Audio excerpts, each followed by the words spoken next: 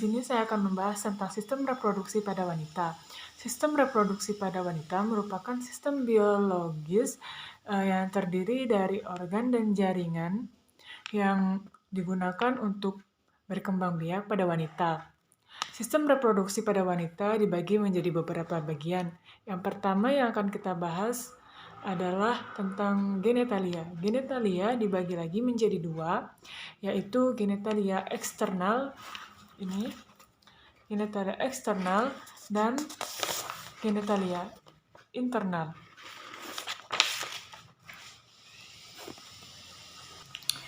Baik, yang pertama yaitu genitalia eksternal.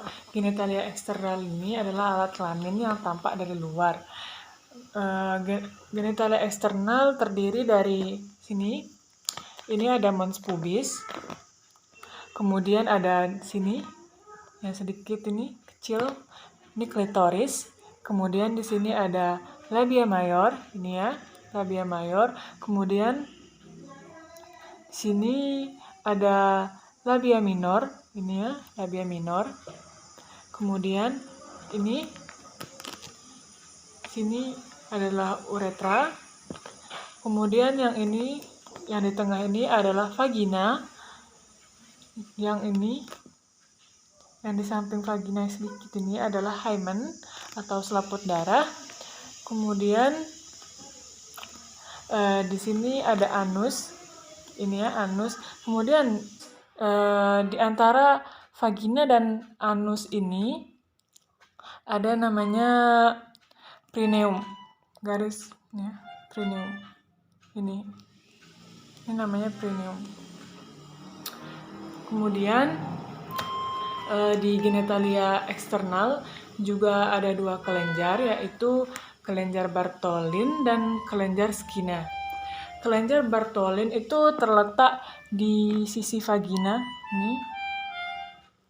Di sisi vagina itu berfungsi untuk melumaskan vagina. Kemudian ada kelenjar Skinner itu terletak di sisi uretra. Fungsinya itu untuk menghasilkan lendir.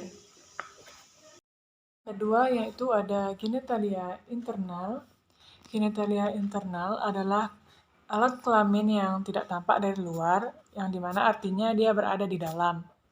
Genitalia internal terdiri dari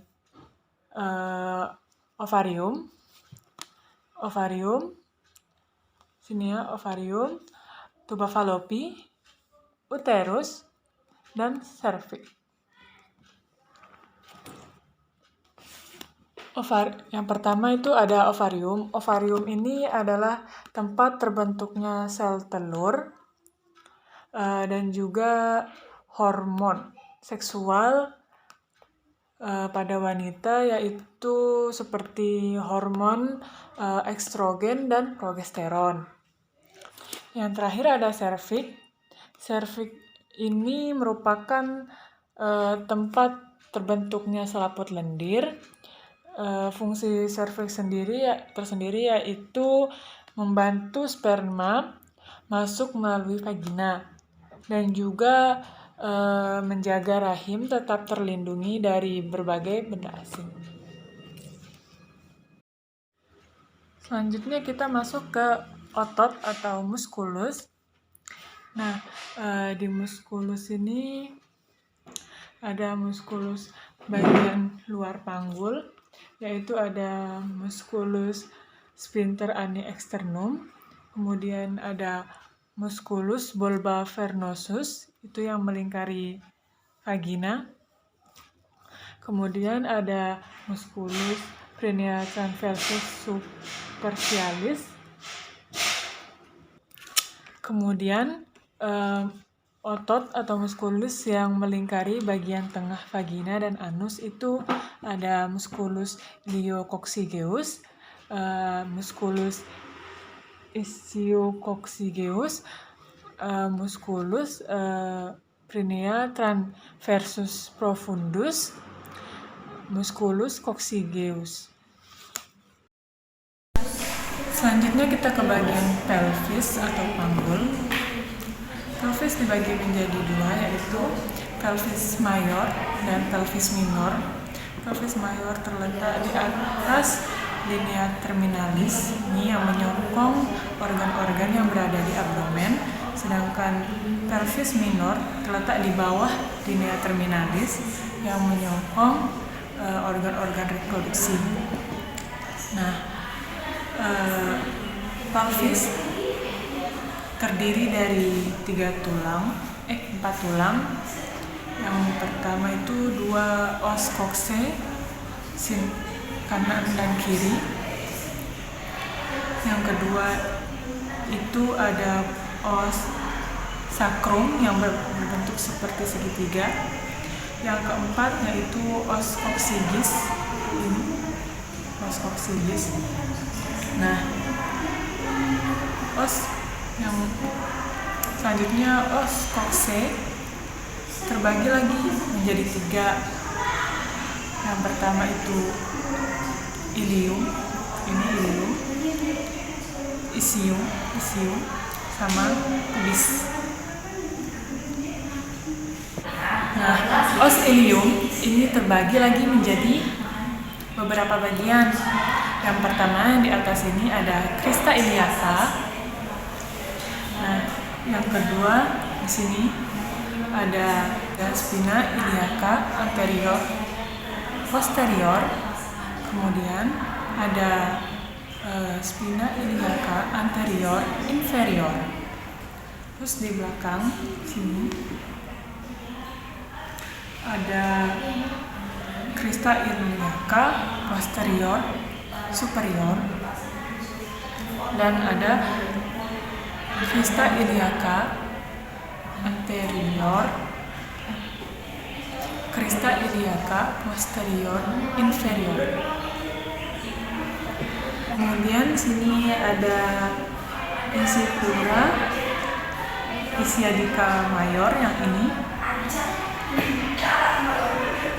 Terus di sini ada acetabulum yang berbentuk seperti mangkok, tempat melekatnya os femur. Kemudian yang isium yang ini. Nah, di sini ada ramus superior yang ini, ramus inferior yang ini. Kemudian ada yang menonjol ini, ada spina ischiadica. Kemudian tuber ischiadicum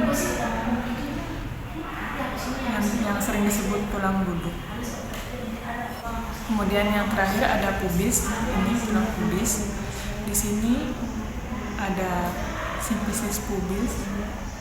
Nah, kemudian rongga ini yang disebut foramen obturatorium.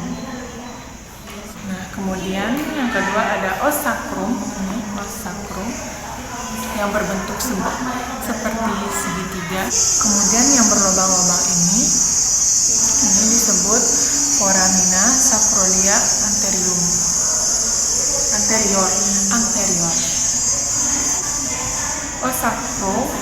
Os sacrum memiliki 5 vertebra.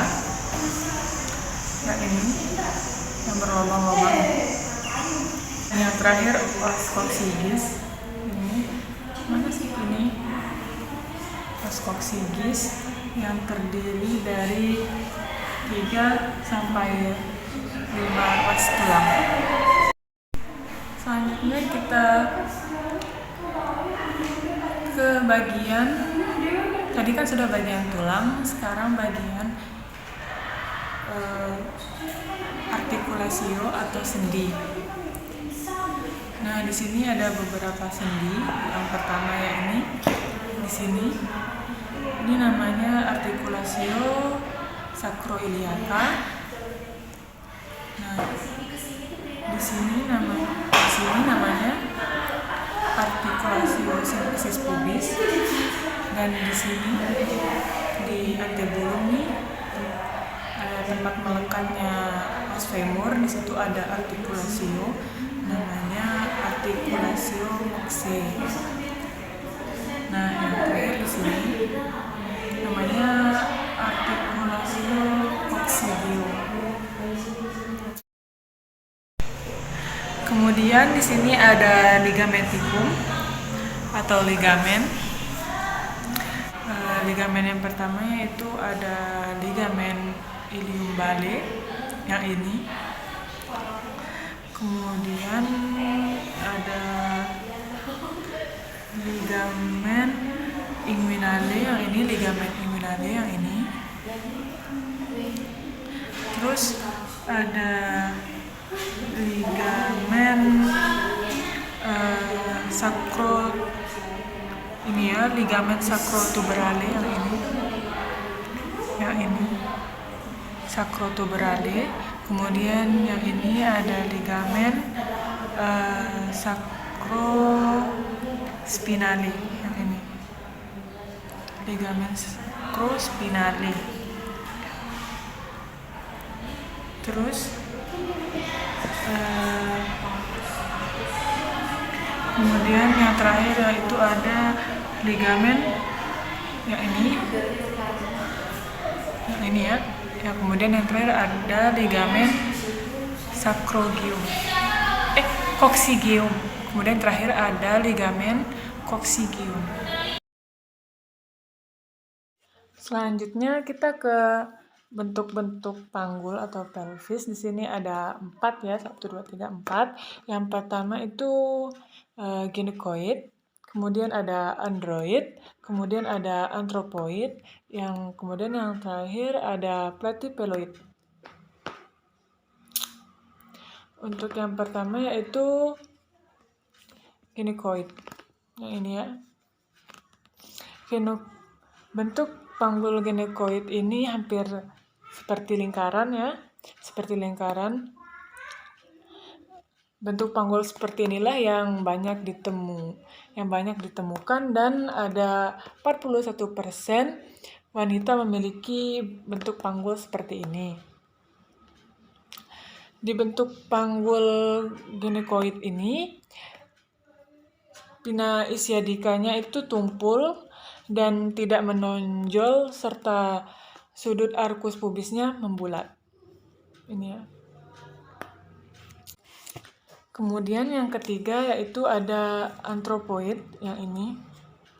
Bentuknya oval ya, oval ini.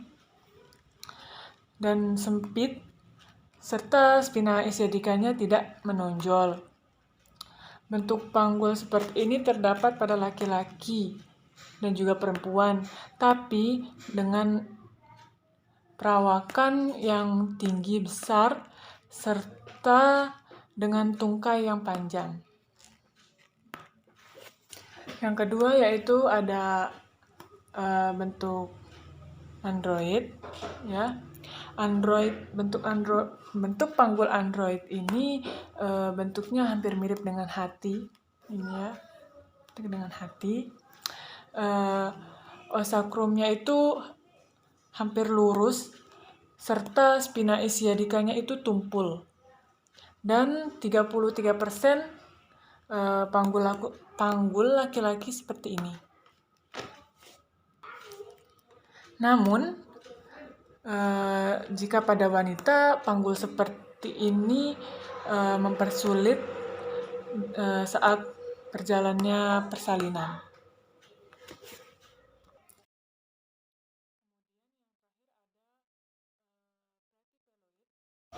Platypeloid ini memiliki diameter transfungsi lebih besar daripada diameter anterior posteriornya, serta bentuk sakrumnya cenderung mendatar, dan bentuk panggul seperti ini tuh jarang ditemukan baik di pria maupun wanita.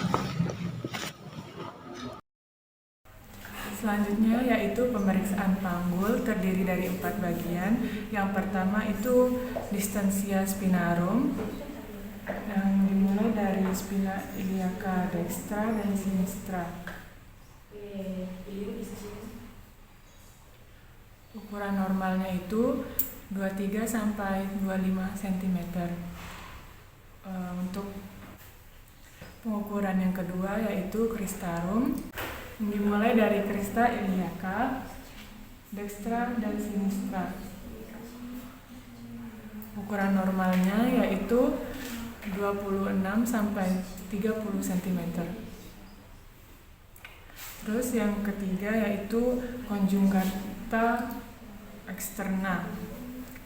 Konjugata eksterna yaitu dari simfisis pubis sampai ke lumbal kelima, tulang lumbal kelima.